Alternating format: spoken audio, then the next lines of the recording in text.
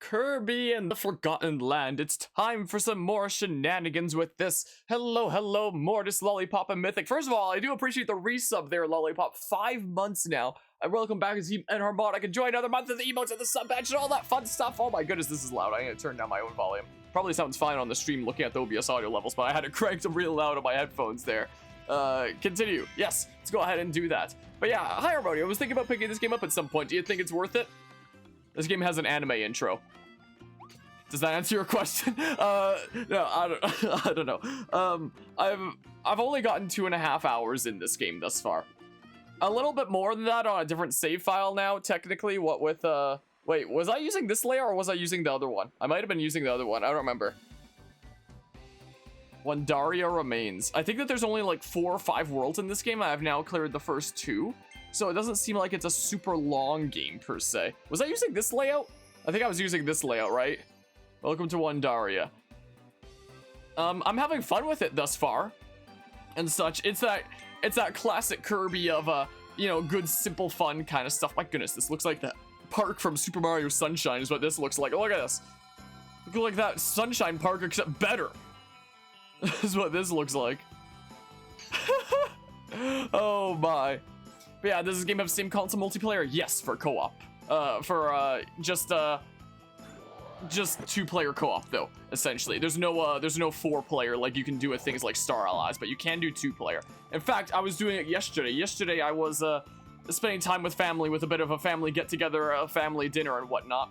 And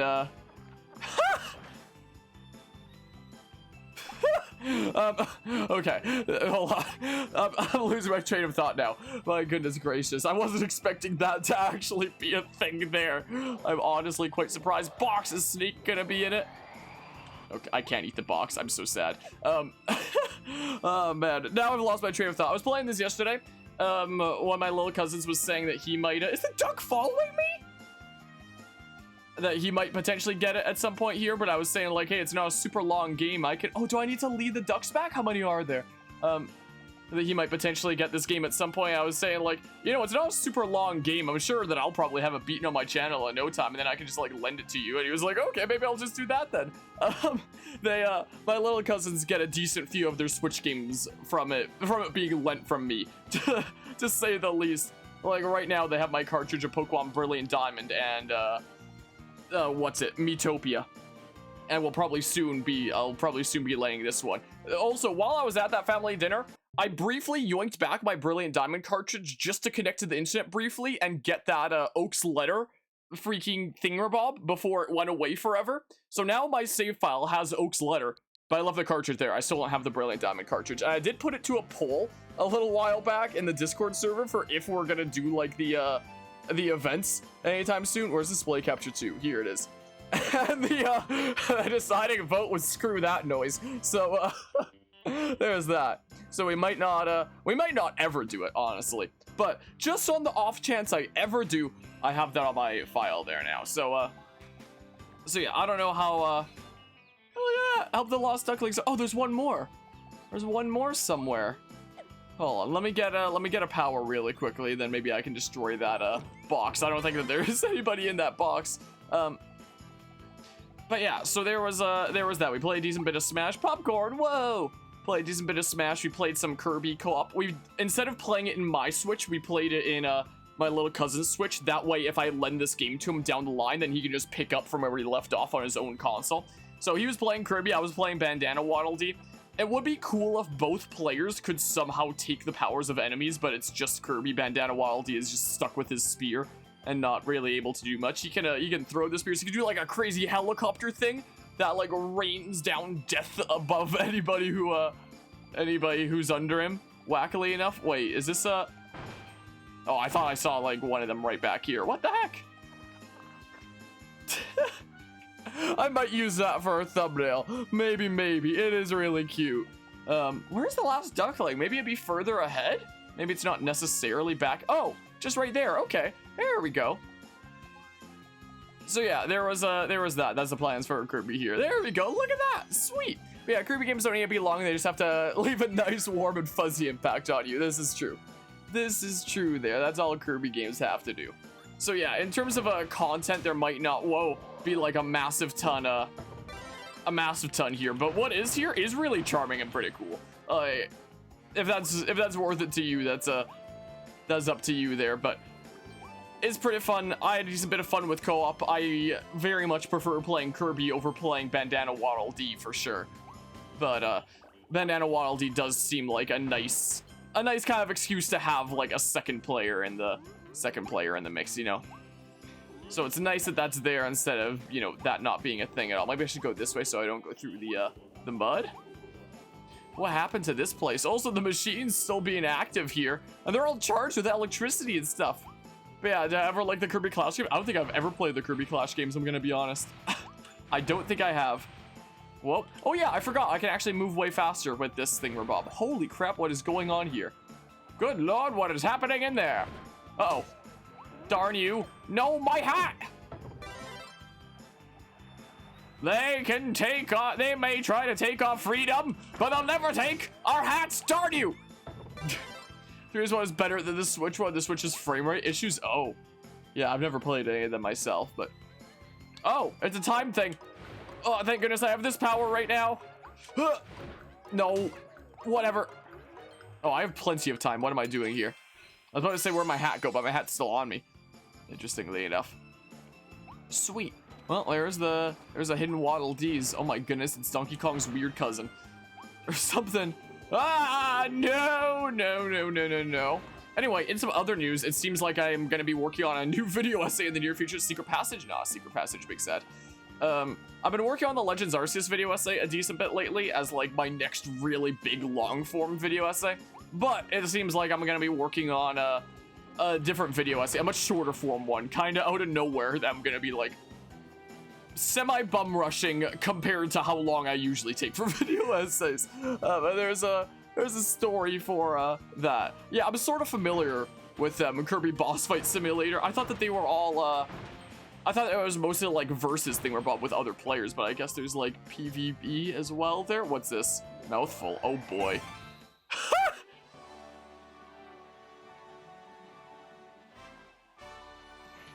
Oh my goodness. Anyway, I might be working on a new video essay out of nowhere. So, you see, can I jump? No, I can't jump. It's just tilting and such.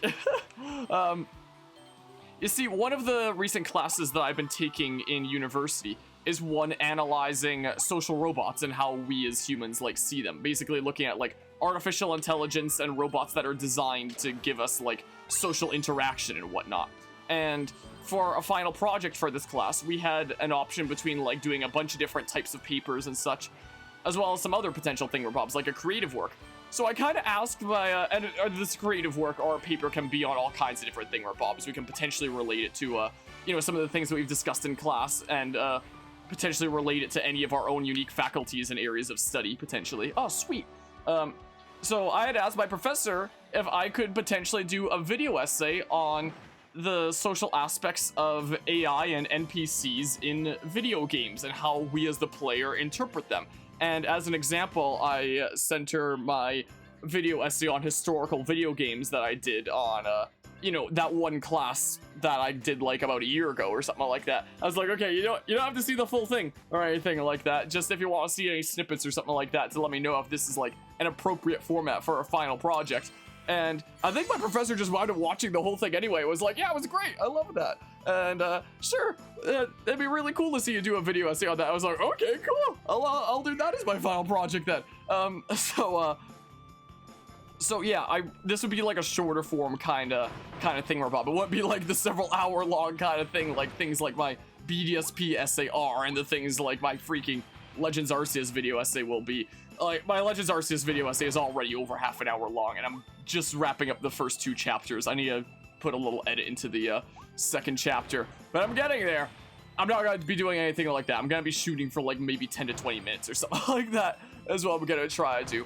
But it's a really interesting concept, and it's and some of the things that we've looked at in this class have been really fascinating and made me like reevaluate the way that we see gosh darn it, like AI and, well, social programs and social robots and stuff like that. So this will be an interesting short form video essay to potentially to potentially do. So I'm going to be working on that and hopefully try to get that out in the near future. I've been working on a draft script over the past couple days, but I'm probably going to completely revise it. So I have like a full script made right now, but I don't like it right now. I consider it a practice run. I'm going to redo it, try better to like condense it down and such. Condense down and focus my arguments a lot more to be able to, you know, focus on some thingamabobs there. I want to have like 2 big sections for this video essay. One is going to be like looking at some of the ways in which we already kind of subconsciously attribute humanity to characters in video games. Like, for example, playing Elden Ring. If you get frustrated on a boss, are you going to blame yourself, blame the game? Or are you going to get mad at the boss as if it's a real person and not a program in a video game and be like, man, I gotta show this guy a thing or two, you know? Like that could potentially happen. If I'm playing Xenoblade Chronicles X, I'm gonna freaking, you know, Google what of the 2 options I need to do to save the random generic NPC I'm never gonna see again, because we care about doing right by by these random, oh my goodness, by these random NPCs, even if it really doesn't matter. I might not use that example because I don't want things to drag on too much. Spray water. Oh my goodness, it is Mario Sunshine. One example that I probably will use is triangle strategy, with the way that it makes the character, the way that you feel the characters are real with that, with everybody having like their own vote and their own convictions and whatnot and such. Triangle strategy will be like a really cool example. Hello, Felix. Yeah, you like Kirby here now? Don't be fat shaming Kirby. don't ever do that. Oh, look at that.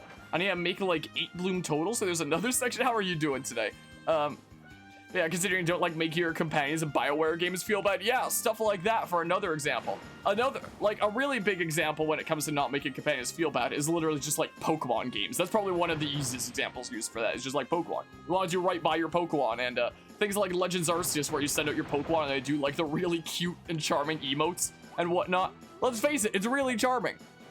It is really charming like that. So that would be like the first section, some examples of ways that we already attribute like humanity. And the second section that I want to be is like some systems that game developers have made to go out of their way to try and make things feel more realistic. And the one that I was thinking about, what the heck? I mean, oh, I was just about to say, does taking that out over there do anything? I can destroy those. Okay. And I've been looking into a few systems, like I've been looking into the GOAP system employed by games like Fear, which I've never played. I've been looking into the Nemesis system employed by Warner Brothers in some of their games, like some of their Batman games and Lord of the Rings games, also none of which I've ever played. The one I've been looking into the most is freaking Bethesda's Radiant AI. And my goodness, what a freaking wacky rabbit hole that's been. Let me tell you. Oh, so there's gonna be like one more somewhere or something? Like, my goodness, some of the things I've been learning about that. It's so funny though. The Radiant AI, especially with Oblivion. Like, it is amazing and stupid. I love it. Oh man. But yeah, why can't Kirby do stuff like that in Smash Bros? A good question. I can't Kirby. Imagine Kirby just like takes all the water from Mario's flood and then you just do this. Got the toy hammer blueprint. Now you can evolve the hammer ability. Wow. So I might talk a little bit about GOAP and the Nemesis system, but what I want to talk the most about is Radiant AI. Because it is a really cool idea. It is a really cool idea. And does it make the world more realistic? Yes, sort of. I mean, the game that it was originally designed for, of Oblivion, back in 2006, didn't exactly implement it super well because, you know, Bethesda in 2006 and whatnot. But I feel like if something like that was pursued in modern times, and maybe by a company that's not Bethesda, then it could have the potential to be, like, absolutely revolutionary, you know? Maybe. Love how they had to limit it for Oblivion's release because the NPCs would just kill each other. So you walk into a new city, everyone's just dead. Yeah, I think another one of the, one of my favorite cases that I heard about when I was looking into it was about how, apparently there's this highly addictive drug within Oblivion that was called, like, skooma. And they decided it was a good idea to have all these skooma addicts right by this one guy who sells skooma. And apparently this skooma guy gives you like some important quests, but because the Radiant AI will like figure out how to achieve their goals in their own way, that means that the skooma addicts are gonna buy the skooma guy's skooma, like all of it. And when he runs out of skooma, they're gonna kill him. So by the time you get to the skooma guy to get his quests, he's already been killed by the skooma addicts. It's apparently one of the problems they ran into. I thought that was really funny. So you would just be screwed out of some important quests because of that. Oh man. It'll be an interesting short form video essay to do. Enjoy the view from the top of the rocket. Oh, interesting. So yeah, this will be a interesting short form video essay. And it'll be like the first video essay that I've ever done where, you know, it'll also count towards my grade for an actual university class. Like, I've made a couple of video essays based on university classes before. Like, there was that video essay I did on Assassin's Creed 2, which was just a video version of my essay that I submitted for that class, but it was after the class was already over. I never shared that video with my professor or anything like that. It was just like, hey, I made an essay on a video game. Let's turn it into a video format as well, just for funsies. So that one was a university paper / assignment as well, but not the version that was submitted for class. And then there was the overall one on historical video games that was done based on that class, but long after the class was already done and not for marks or anything like that. This will be my first video essay that is actually, you know, for directly for one of my classes, which will be very strange because I usually like to keep like my stream / content creation kind of life and my personal / university lives kind of separate. But you know, when I realized the ways that this class could be applied to video games and like my own field of study and such, and how interesting that could potentially be in a video essay, I was like, this is too tempting. This is too tempting. I really want to do that. If I gotta do something like creative for the final project of this class, then that's the thing that I'd be able to make the most passionately, you know? I would feel the coolest. So there'll be that. And there will be that there. We'll see how it goes. Everything gets impaled. Oh my goodness, it all just gets tossed. Hi. Rare stone found. Darn it. These actually challenge you to get target times. They're not just like easy peasy get the target times for free like you think that games like this might potentially be sometimes. Wacky. Also, this is a nice change of pace after spending a couple hours taking on Moog and Elden Ring last night, to say the least. This is a lot more chill game here. Well, chill in a different way. Whack attack, hammer trial, let's go. The game looks amazing compared to Legends Arceus. It really does, doesn't it? Like, my only technical / graphical complaint about this game, really, is when an enemy isn't, like, right beside you when you're looking at one in the distance, their FPS is god-awful. Just like Legends Arceus, interestingly enough. But, like, when you're close to them like this, their frame rate is perfectly fine. But when we're in, like, an actual full proper level, I'll be able to show it a lot easier. Distant enemy frame rate is freaking abysmal a lot of the time, I've noticed, and it's very off-putting. It's like when you see like things like the flying Gyarados in Legends Arceus, it's just like, time to move at like 3 FPS, you know? It's so wacky, and I know like the Switch isn't, you know, the most perfect console hardware-wise and such, but it's like, come on there. It's not as noticeable in this game as it is in Legends Arceus, I think, but in terms of like raw graphics, this game absolutely has it over Legends Arceus for sure.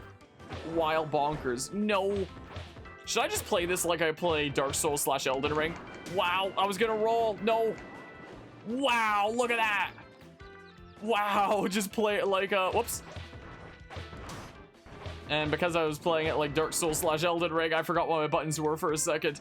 Yeah, roll. I do wish that the roll button was an actual button and not hold the shield button and press a direction. And then, oh, dang it. Right after I say I'm gonna play this like Dark Souls / Elden Ring, I start thinking that my attack button is the attack button in those games rather than the attack button it is here.